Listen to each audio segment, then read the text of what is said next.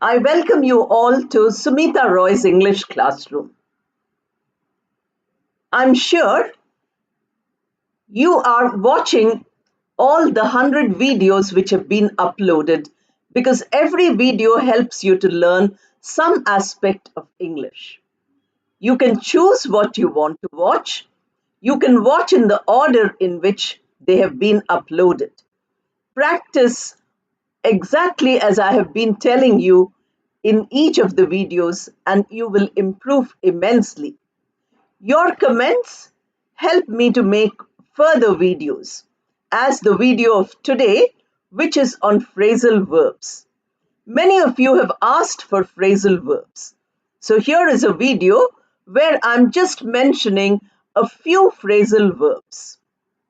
There are 12 verbs which I have chosen, so you have two in each. There might be many, many more, but I've taken two for each of the verbs, and all the 24, I will tell you their meanings and their usage in simple sentences. When you start using them by making sentences of your own, you will get immense benefit. But before we begin phrasal verbs, let me remind you to subscribe to the channel, to comment and share the videos, to like the videos, and most important, to watch the videos completely to get full benefit. Now, the question is, what is a phrasal verb? A phrasal verb is a verb. We have studied auxiliary verbs, primary and modal auxiliary, two videos are there. We have studied lexical verbs, verbs which act as verbs. We have 5 videos on that. We have also done non-finite verbs, that is the infinitive, gerund, and participle. These are phrasal verbs. They are a composition or they are a compound where the verb is one word and the other word is either a preposition or an adverb. By adding the adverb or the preposition to the verb, you are adding to the meaning of the verb also. The meaning changes. The meaning acquires a new dimension. That is why phrasal verbs are important. Very often, phrasal verbs are used in idiomatic expressions. Unless we learn the phrasal verbs, unless we use them regularly, we don't get the right kind of English which we are looking for. Just a basic English is not enough. We have to keep looking further. So those of you who want very simple English, please listen to the sentences. The sentences I give you are very simple.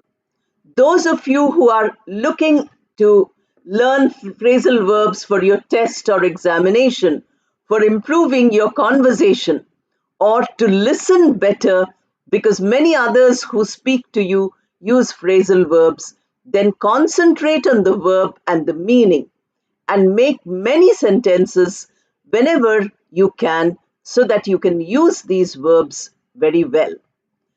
Many of you say that you require a text.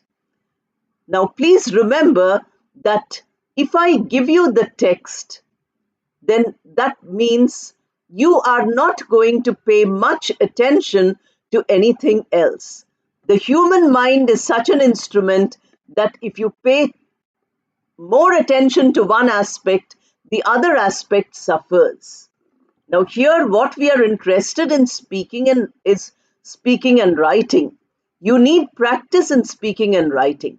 So, whenever the video is difficult to follow, please go to the screen and press the button which says CC on the top of the video, top right hand side of the video.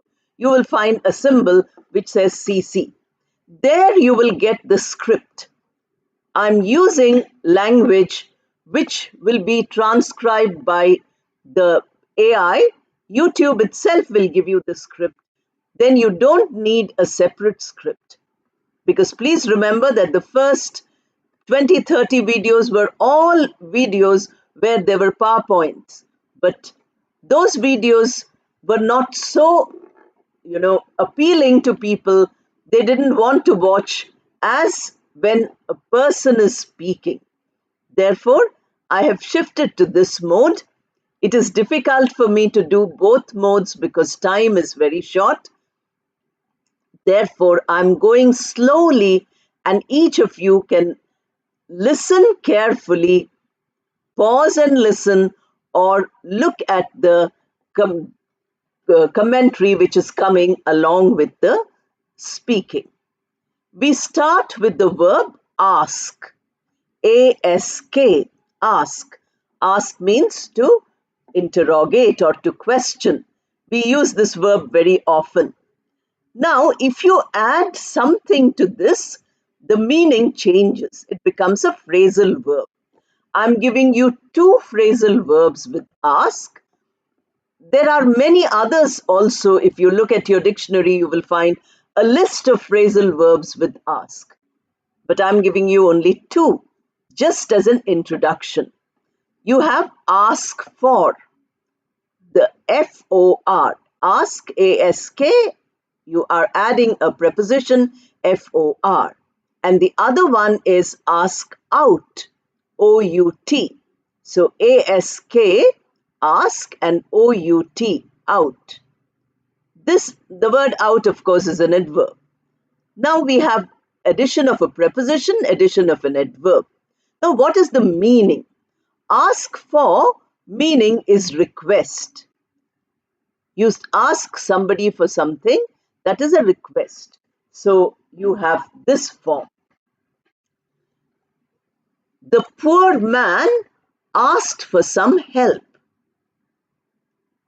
A person who was hurt asked for support to be carried across the road. You have asked for. Your parents have asked you for some money. My mother asked for some help in cooking. So you can make many sentences using asked for. Then ask out means to invite. My friend has asked me out to dinner. So you're using me in the middle, but ask out is there in the sentence. Some friends have been asked out by their boss. So some of your friends, some of your colleagues have been asked out. So that is invited. Instead of saying invite, we can say ask out. There should be no confusion. You should not worry as to what the meaning of the word is if this is being used. The next verb which I'm using is bring. Bring is to take from one place to another place. That is the meaning of the verb bring. B-R-I-N-G. Now with these we have two, again we are using two words, two phrasal verbs using the verb bring. The first one is bring up. Up is a preposition, so we say bring up. Bring up means mention. You bring up a topic. While we were talking, somebody brought up an uncomfortable topic. So everybody was talking nicely. Suddenly somebody said, which made everybody feel uncomfortable. So you have bring up an uncomfortable topic. At the meeting, please bring up all important points. Bring up is mention.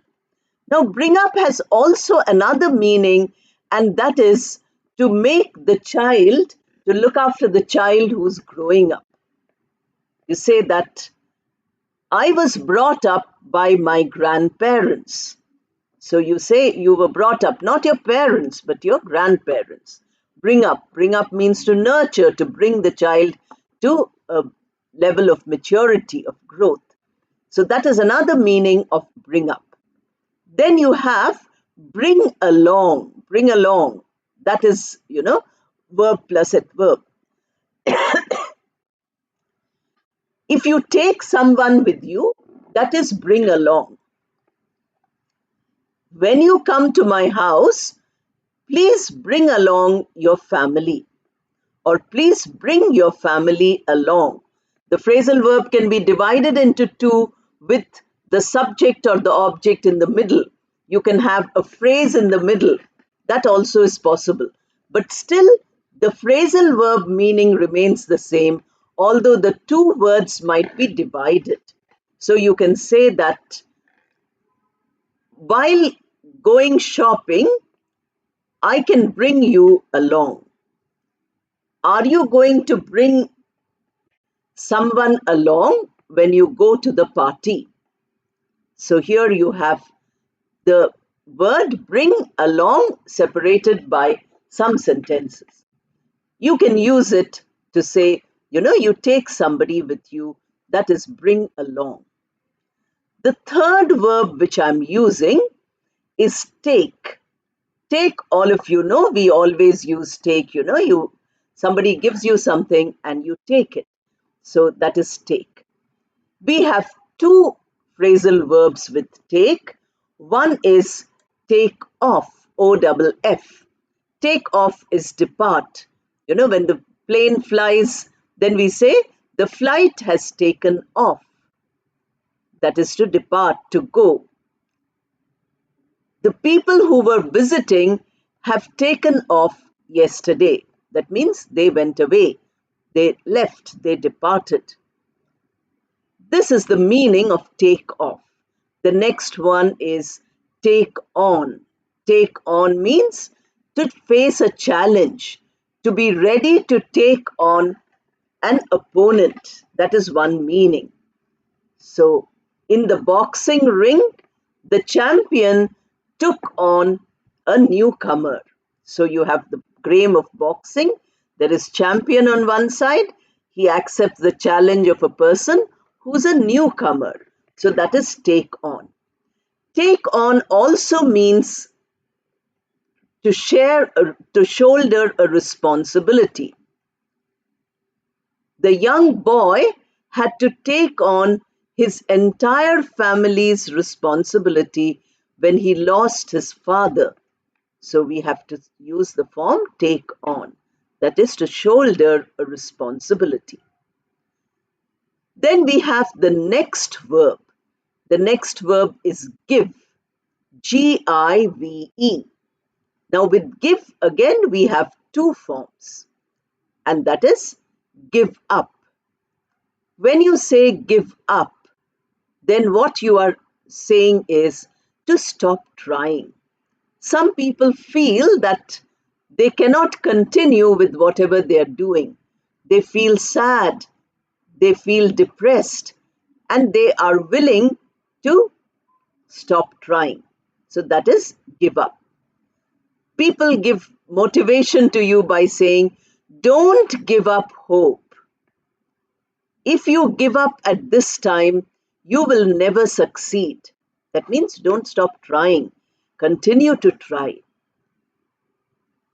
If you don't give up your efforts, you will get an excellent job. So this also, somebody tells you when you get tired of applying for a job, then you say, don't give up. So the losing team gave up all hope of victory. So the team was losing, then they gave up hope. If you give up hope, then you can never win. You have to keep your hope alive.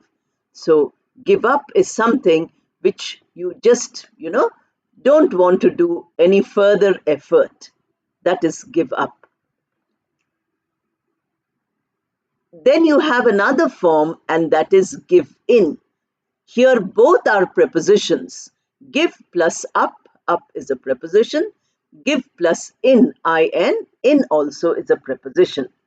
Give in, you can use a tough word as meaning yield. Y-I-E-L-D. Yield means to give in. What does it mean? It means that You resist something to start with. Slowly, your resistance is overcome and you accept whatever you were resisting. First, you say no, then you accept, then you say yes. That is give in. Everybody persuaded me, therefore I had to give in. Everybody was telling you that this is good for you, you must do this. So you say that you had to give in. Now, when you say give in, obviously you are accepting whatever the other person is saying. So there must be another person. Yield. Many times give in is used along with the word temptation. Suppose somebody tells you to do something which is not right. But something which is not right might be very interesting. It might be very attractive. Then what do? You say, I gave in to the temptation. Temptation is, something which attracts you, something which makes you to give up all your resolutions, all your morals. Give in to temptation is very often used. It is like the story of Adam and Eve, where Satan comes and shows the apple. Then Eve gives in to temptation. So you say that all the problems of humanity came because someone gave in to temptation. So give in, very often used, and that is to yield or to accept after first resisting. The next verb which we take is call. Now, with call, there are many phrasal verbs which you can have, but I'm not giving you all of them. I'm just giving you two of them because if I give a whole list with a single verb, then you don't get variety. In a short video, I cannot give you a lot of these.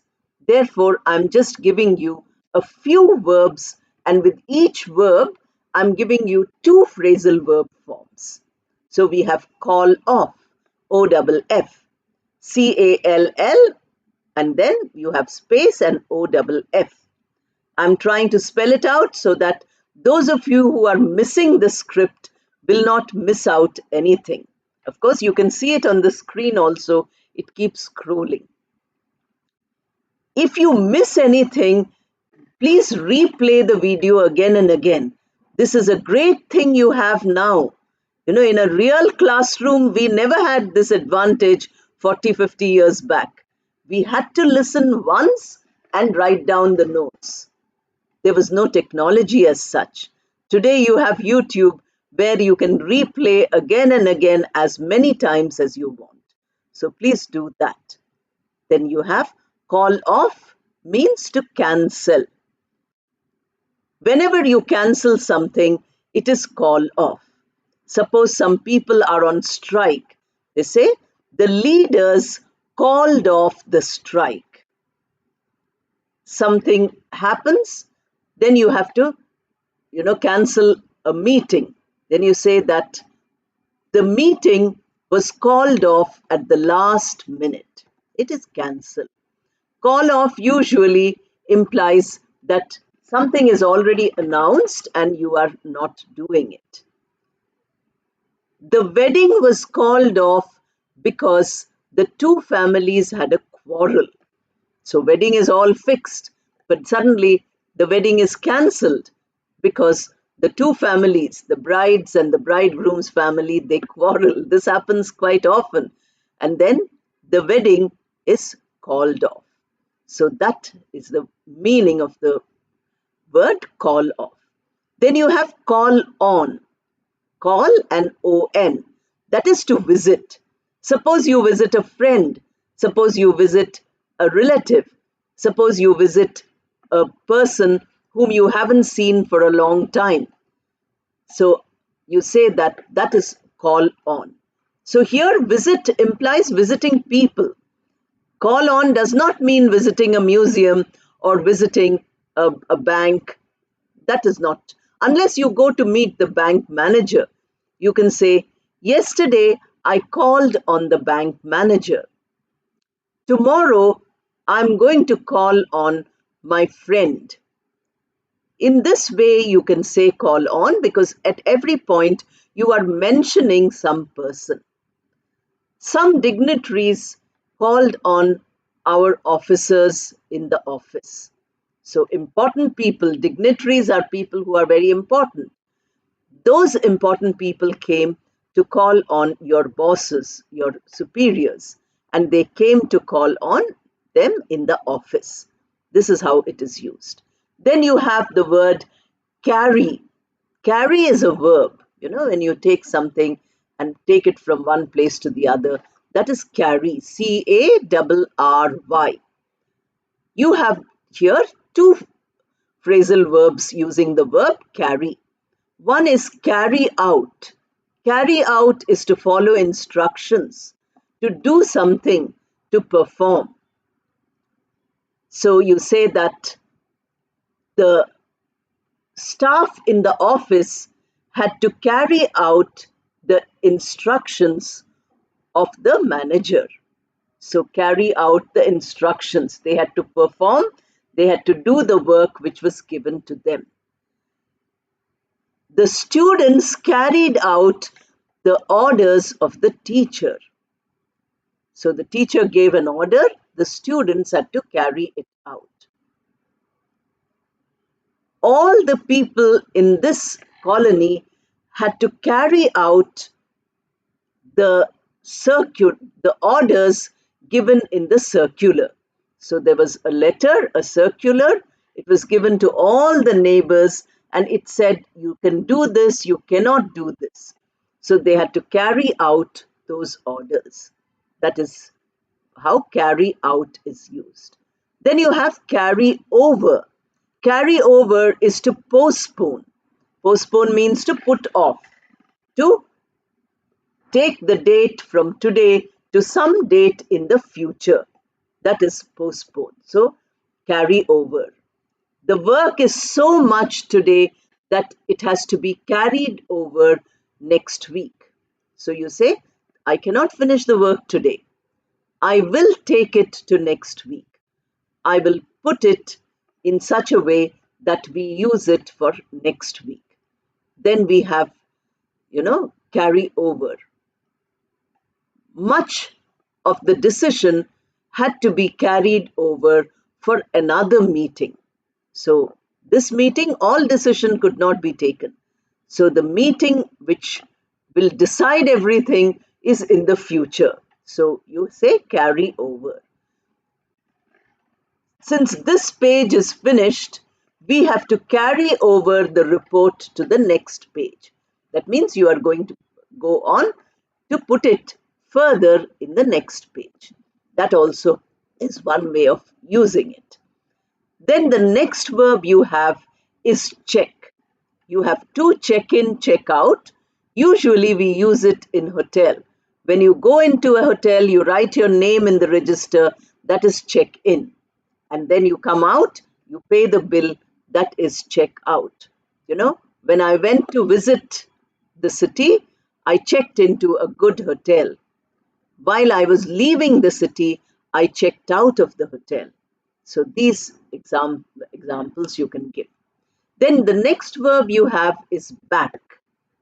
B-A-C-K. Here we have, back down and back out. Two forms are used here. One is back down and the other is back out. Back down is agree that you have made a mistake. Whenever you use back down. When the police questioned this person, he backed down completely. That means he admitted that, yes, I have committed the crime. When the jury asked something or the judge asked something, then the person who was on trial backed down. When you were making an excuse and your seniors asked you many questions, Did you have to back down? Now you were making excuses. They did not accept. Then you said, "Oh, it is my fault." That is making that you have made a mistake. Then back out is to withdraw. Somebody said that they would act in our play, but at the last minute they backed out. Backed out means they withdrew, they took it away. Whoever is planning to accept the challenge must come forward today and not back out in the future. So you register your name today and don't back out in the future. This is how back out is used. Then we have set, S-E-T. And the two forms, phrasal verb forms, are set up and set off. Set up is to establish a business or to fix something which is straight, The people who came to fix the tent set it up quickly. So the tent is being fixed for some function, something, and they came and put it straight. So that is set up. The son set up a different business from the one his father had. So the son said, "I want to be independent," and therefore a different business set up, start a business. Set off means to start a journey. I think you should set off now if you want to reach before sunset. So set off, start your journey.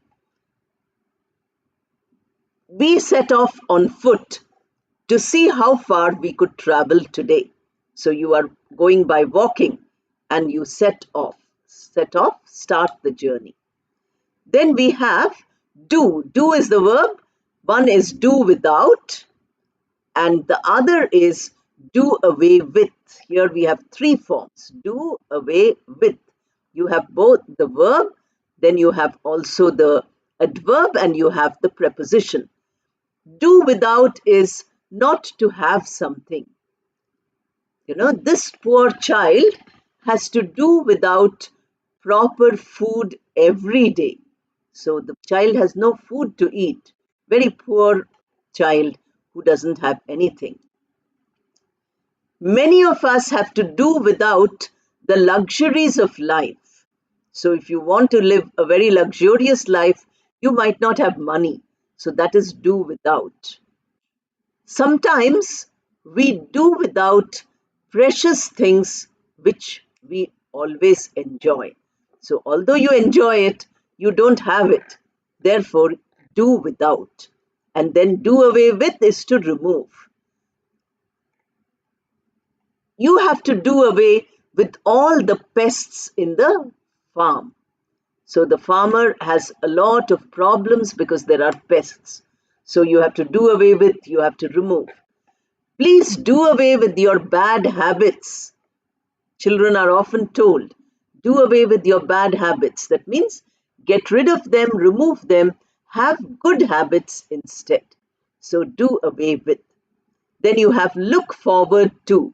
Look forward to is something which is eagerly anticipated. Anticipate, is something in the future which you want to happen. You say that I look forward to meeting you, or all of us look forward to attending your dinner party. This is how look forward to. Then you have look into.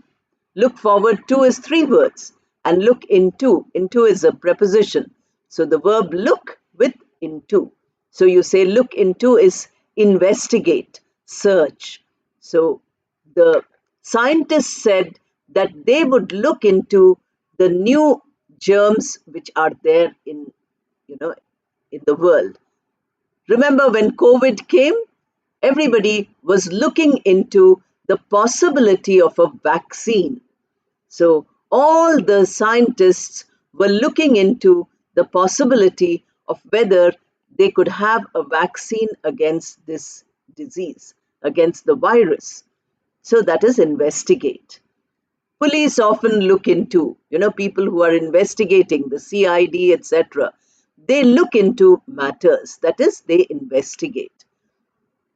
The officers are looking into a murder, so they are trying to find who killed a person. Then the last one you have is pass. The verb is PASS. You have pass out and pass away. Pass out is to faint, and pass away is to die. These are two forms which I think are very commonly used, nothing to worry. Pass out is, suddenly a person feels faint, falls down, loses consciousness.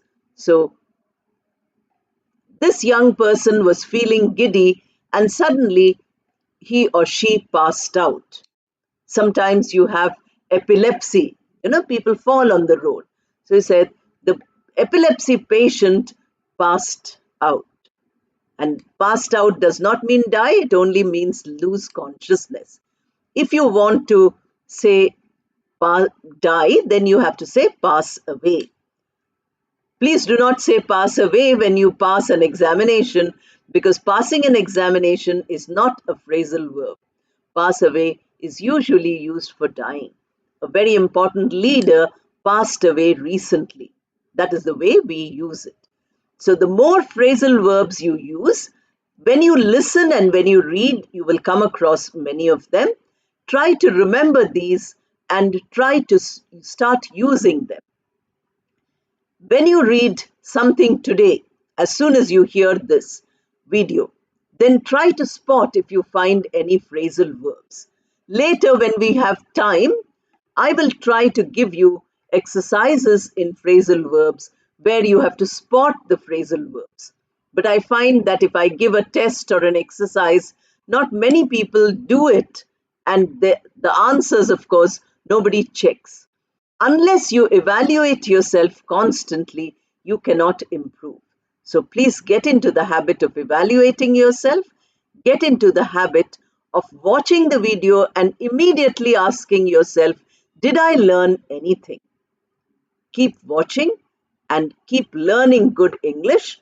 I wish you all the best and thank you.